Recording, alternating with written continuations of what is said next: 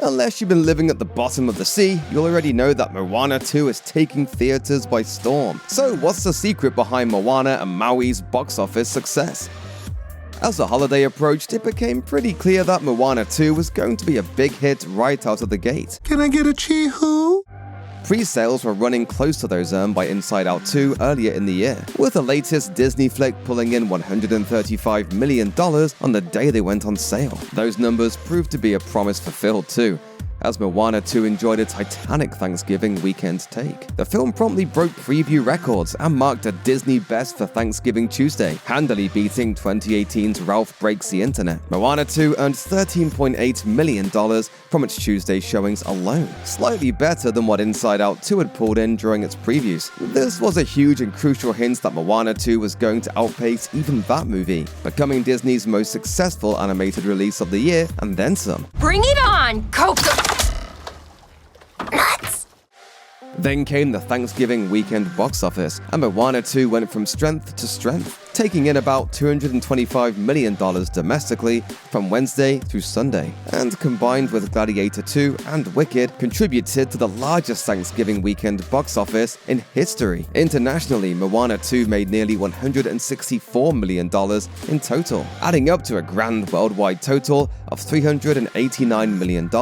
This was the biggest opening for an animated movie ever, besting the Super Mario Bros. Movie's 2023 record of $377 million. Over the next 4 weeks, Moana 2 will also find itself within spitting distance of besting the $1 billion plus total that Inside Out 2 pulled during its theatrical run. Disney often enjoys box office success over the holiday season. In particular, the company has ruled over the Thanksgiving weekend box office for many years. Hits like Frozen, Toy Story 2, Tangled, Coco, and the first Moana all ended up raking in record amounts of cash on release. As a matter of fact, Disney films hold 9 out of 10 of the slots of all-time best film openings during the season. Is it any wonder that Moana 2 has joined its predecessors? The equation is simple. Disney movies plus family get-togethers equals big bucks. The first Moana movie made nearly $650 million at the worldwide box office, not a sum to be sniffed at by any measure. Then when the film hit Disney+, it quickly became the most popular offering on the entire platform, with fans streaming more than 80 billion minutes of the movie since its debut. That makes it Disney+'s most popular streaming movie of all time, and this is some equivalent of watching Moana all the way through from start to finish 748 million times. In short, all kinds of kids from all over the world love Moana, and so they inevitably rushed to theaters when her new movie came out. Moana 2 is so aware of Moana's popularity among kids, in fact, that it contains an in-joke about their existence, the Moanabes, a group of young girls who dress like her and even have their own pet pig. I thought you'd be bigger. Yeah, like a lot bigger. Okay. It's a knowing nod to all of the girls who have come to idolize Moana thanks to her theatrical and streaming success. Generally, critics were happy with the second Moana film. While some complain that the film rehashes too much of the original, over 60% of Rotten Tomatoes certified critics have given the movie a positive score. But that's way down from the 95% freshness rating of the original movie, of course, but it's still likely enough to convince the curious and the skeptical. The audience score is much higher too, which means that moviegoers love the movie more than the critics. Moana 2's cinema score rating was an A-, which means it may continue to be buoyed by massive word of mouth in the weeks ahead. Nailed it! And the film definitely needed that reaction. The Moana 2 marketing campaign led to complaints from fans who suggested the movie would be lackluster and compared it unfavorably to Wicked. But these reviews and word of mouth act as a counterblast, clearly benefiting Moana 2 and bolstering its box office performance. You want to get through it? You just gotta chee-hoo it.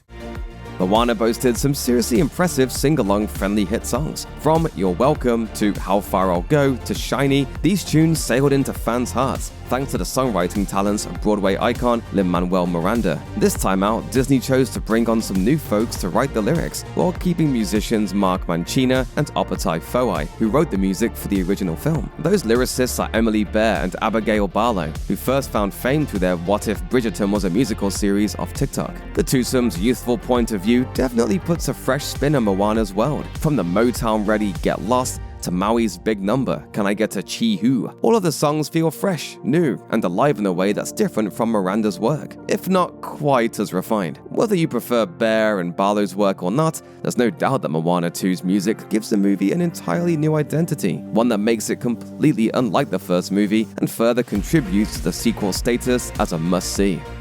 Little kids aren't the only people who have kept the spirit of Moana alive. Young ones who saw the first movie in 2016 are now 8 years older, and as teenagers or young adults, they're likely heading to Moana 2. Some of them may even be bringing their own children to Moana 2. Whether it's about sharing the experience with a relative or satisfying the urge to meet up with old friends, audiences are clearly happy to revisit the past. Moana herself has blossomed into an adult between the first and second film. No longer 16, she's a co-chieftain of her people and a wayfinder. Is something distracting you?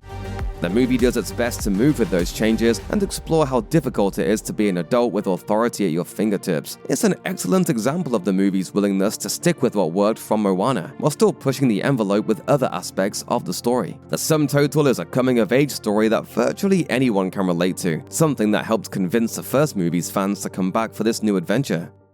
Moana 2 takes its hero into uncharted waters, literally. So it's no wonder the titular character doesn't end up exploring them with just Hey and Maui this time. Our people will rise if you let them. Last time the chicken made it.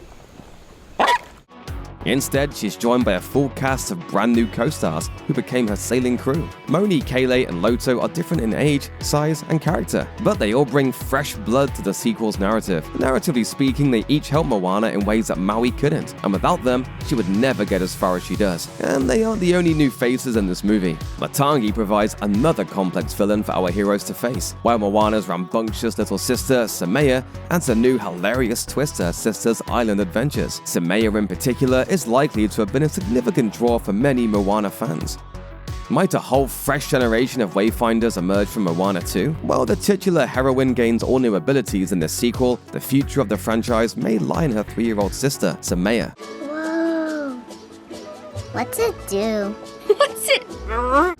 Shown to be an avid adventurer and more playful than her older sibling, it's quite possible that the franchise's future rests upon her shoulders. The movie also allows Simea to grow up enough to have her own personality, which means that she might end up embarking on her own adventures if Moana 3 ever comes about. A lot of the movie's marketing and at least one preview clip focused on Simea specifically, and it's likely at least some younger kids went to the movie just to see someone their own size bump up against the forces of evil.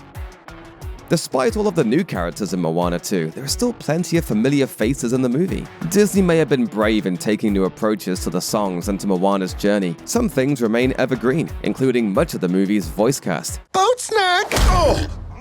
Boat snack upgrade! Bacon and eggs? Why didn't you bring the pig last time?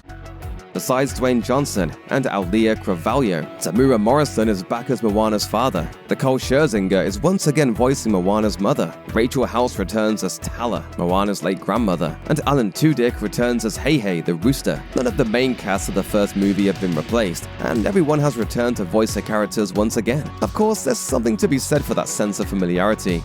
This is a far cry from Dan Castellaneta taking over for Robin Williams as Genie in the Aladdin direct-to-DVD sequels. I love it! No doubt, though, the original cast was involved in this sequel will have helped maintain a great sense of audience interest.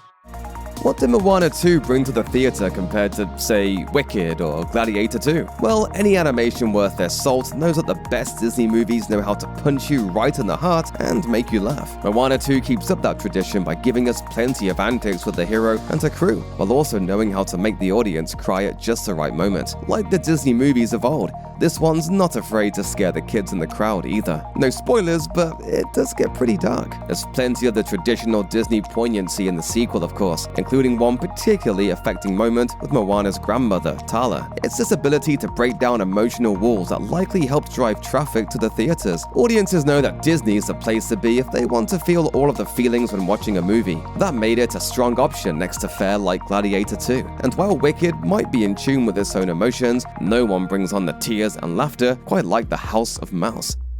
Okay, spoiler alert for this one. The Moana franchise is 2 for 2 on introducing unique villains who aren't really cruel, but the mystery of the sequel's big bad seems to be one of the things that's driving audiences to theaters. Now I kind of miss the lava monster.